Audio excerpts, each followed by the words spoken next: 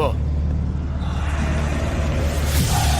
Sir, அக்யூஸ்ட வர சொன்னீங்களே. சரி, நான் பேசிக்கிறேன், நீ வெளியில போயா. Okay sir.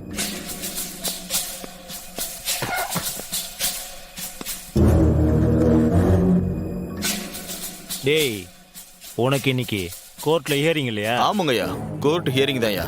கோர்ட்டுக்கு போகணும்னு சொல்லியிருந்தாங்க. டேய், இன்னைக்கு உனக்கு ஹியரிங் இல்ல, விடுதலை. என்னையா சொல்றீங்க? டேய், உன்னைய புது எஸ்ஐ வீரலட்சுமி தான் கூட்டிட்டு போவா. உனக்கு ஹேண்ட் கப்ஸ் போடுவாங்க. அந்த சாவிய நான் உன்கிட்டயே தந்துருவேன். என்கிட்டயா? போற வழியில நீ கைவிலங்க அவுத்துக்கிட்டு தப்பிச்சு ஓடிடணும். ஐயா, என்ன ஓட விட்டு என்கவுண்டர் பண்ண போறீங்களா ஐயா? டேய் டேய், நிஜமாவே இன்னைக்கு உனக்கு விடுதலை தான். நான் சொன்ன மாதிரியே செய். இந்த சாவி, இத பத்திரமா வச்சுக்க. சரியான நேரத்துல தப்பிச்சிரு. சரிங்கய்யா. ஏமா, என்னம்மா லேட்டு? கோர்ட் டியூட்டின்னு இப்பதான் சார் ஃபோன் பண்ணி கூப்பிட்டாங்க. அதான் அவசரமா ரெடியாகி ஓடி வரேன். ஐயா ஏற்கனவே கத்திக்கிட்டு இருக்காருமா, சீக்கிரமா போமா. Okay sir. சல்யூட்ல நல்லா தான் வைக்கிற, ஆனா டைமுக்கு தான் வர மாட்டேங்கிற. சார், இங்க பாரு, இவனை இன்னைக்கு கோர்ட்ல ப்ரொடியூஸ் பண்றதுதான் உன்னுடைய டியூட்டி. ஆட்டோல கூட்டிட்டு போயிடு. சரி சார். கூட யார் சார் வராங்க? ஏன் தனியா போக மாட்டியா? அதான் அவன் கையில ஹேண்ட் கப்ஸ் போட்டிருக்குல, கூட்டிட்டு போ.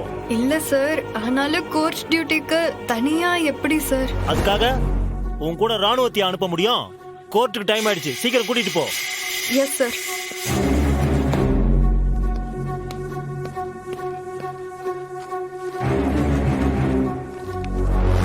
இந்தா, கூட்டிட்டு போ. வாயா.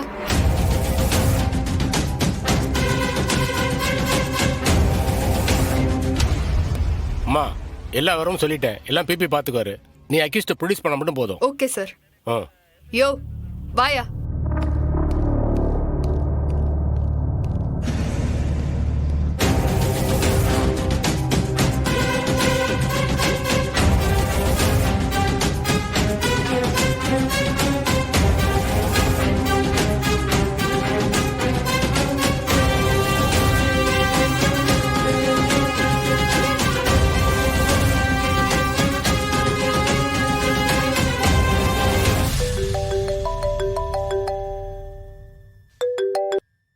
சொல்லு ரத்னம்.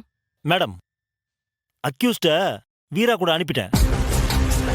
ஹேண்ட் கப் சாவியும் அவங்கிட்டே கொடுத்துட்டேன்.